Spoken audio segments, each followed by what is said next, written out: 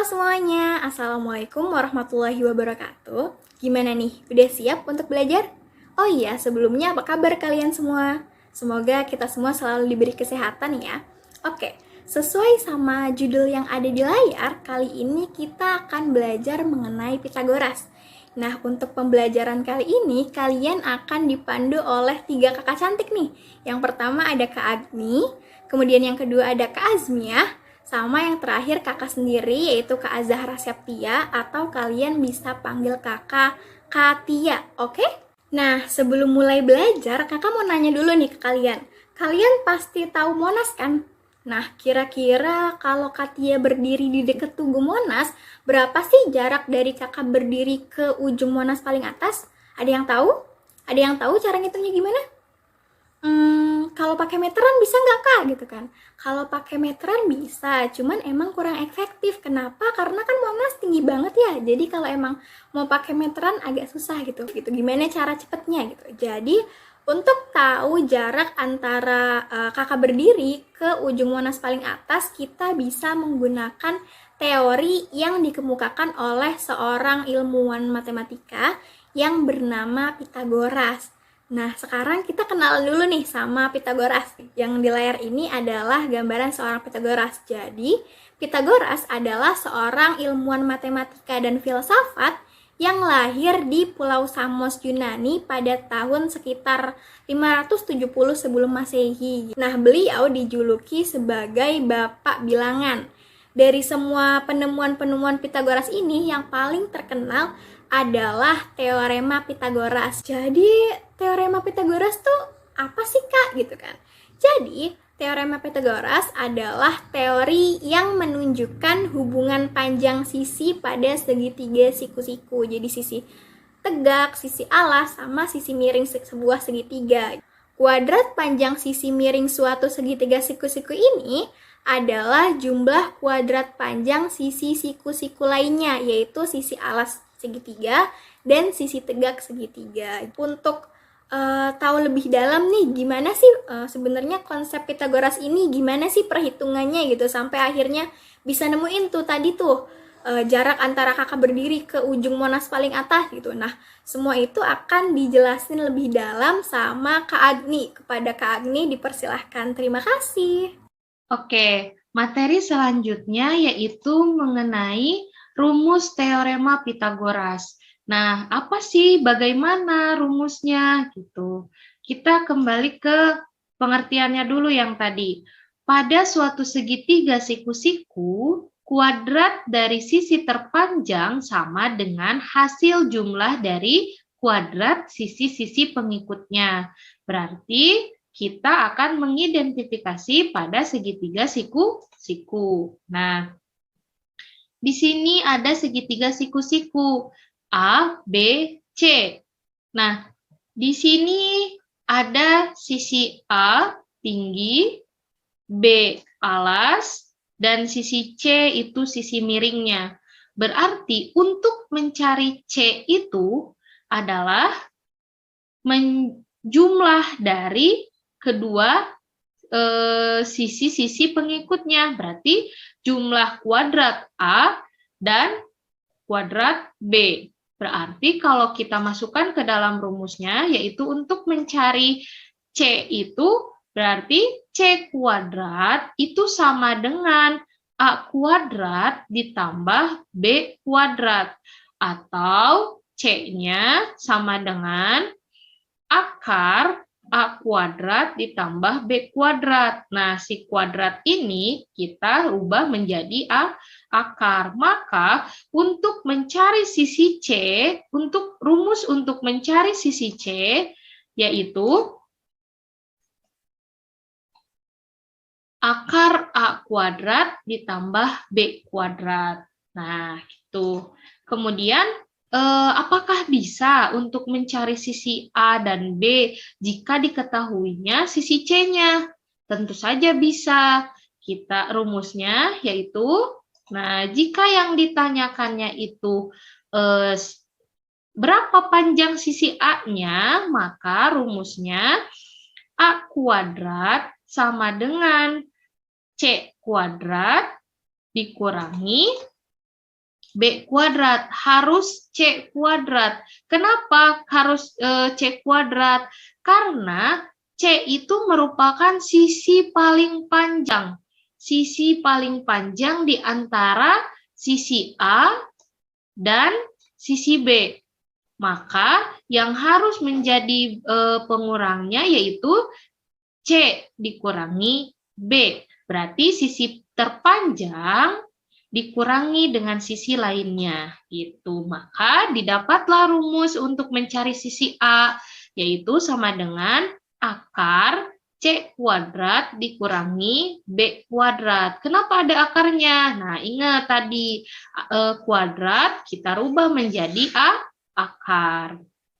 Oke, selanjutnya jika yang ditanyakannya sisi B-nya, berarti rumusnya tetap sama.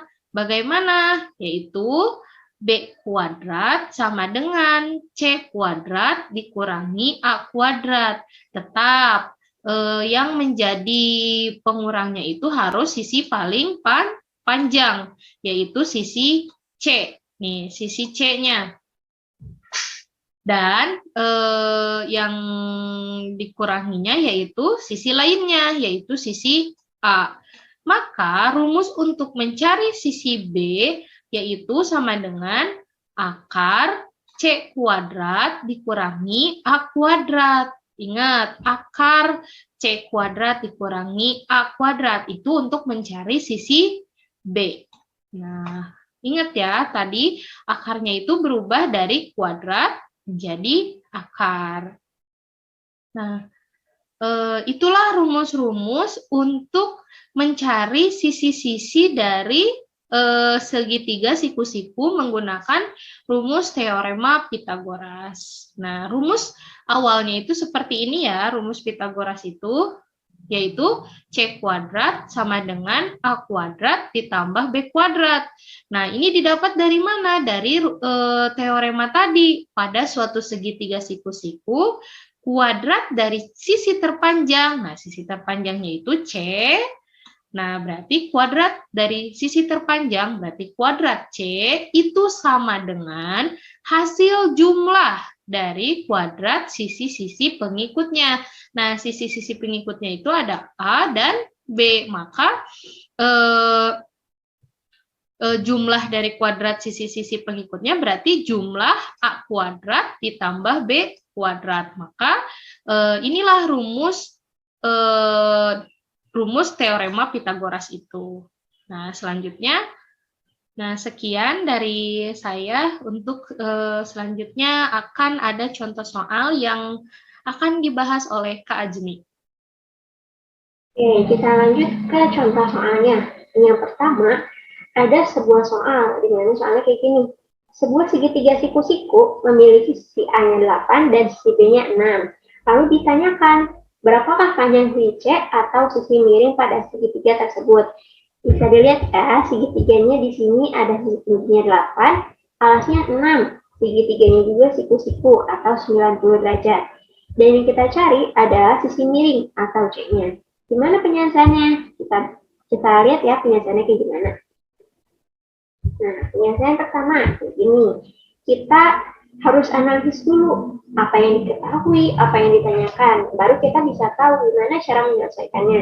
Pertama, diketahui bahwa segitiganya adalah segitiga siku-siku. Terus, sisi A-nya ini yang tingginya adalah 8 dan B-nya 6. Jadi kita cari adalah sisi C atau sisi miring. Kita ingat-ingat lagi ya, rumus Pitagoras tadi bahwa C kuadrat atau sisi miring ini sama dengan A kuadrat ditambah B kuadrat. Yang kita cari bukan C kuadrat, tapi C. Sehingga kuadrat ini harus pindah menjadi akar. Jadi C sama dengan akar A kuadrat ditambah B kuadrat. A-nya itu adalah 8 dan B-nya adalah 6. Akar dari kuadrat dari 8 dan kuadrat dari 6 adalah 64 dan 36 secara berurutan. Nah, berarti C sama dengan akar 64 ditambah 36. 64 ditambah 36 ini adalah 100, sehingga C sama dengan akar dari 100 yaitu 10. Jadi segitiga di atas memiliki sisi miring atau C, yaitu sama dengan 10. Lanjut ke contoh soal yang kedua, kita pernah ya berdiri di dekat gedung yang paling tinggi, terus kita lihat puncak gedungnya, atau mungkin kita pernah berdiri di dekat Monas dan kita melihat gedung dari Monas itu. Nah, di sini aku punya soal kayak gini. Berapakah jarak dari tempat Rina berdiri ke Tugu Monas jika jarak pandang Rina ke ujung Tugu Monas adalah 170 meter dan tinggi Monas tersebut adalah 80 meter. Masih sama penjelasannya menggunakan rumus Pythagoras. Tapi yang kita cari di sini adalah alasnya atau jarak. Nah, sama kita analisis dulu lagi bahwa diketahui A-nya itu adalah 80 dan C-nya atau sisi ini adalah 170. Jadi kita tanyakan adalah B atau jarak dari Rina ke Tugu Monas tersebut. Solusi dan jawabannya seperti ini, teman-teman. C kuadrat sama dengan A kuadrat tambah B kuadrat, itu adalah rumus umumnya. Tapi kan yang kita cari adalah B, maka kita akan ubah jadi B kuadrat sama dengan C kuadrat dikurangi A kuadrat. Masih sama, kuadratnya kita harus ubah menjadi akar. Jadi B sama dengan akar C kuadrat dikurangi A kuadrat. C-nya 170 dan A-nya 80. Jadi B sama dengan akar 170 kuadrat dikurangi 80 kuadrat. Dan B sama dengan akar dari 28.900 dikurangi 6.400. 28.900 dikurangi 6.400 adalah 22.500. Jadi B adalah akar dari 22.500 atau yaitu 150. Jadi, jarak dari Rina berdiri ke Tugu Monas adalah 150 meter. Mungkin sekian pembelajaran tentang Pythagoras yang kami sampaikan. Terima kasih atas perhatiannya dan mohon maaf atas segala kesalahan. Mungkin kita bertemu dari waktu. Terima kasih. Assalamualaikum warahmatullahi wabarakatuh.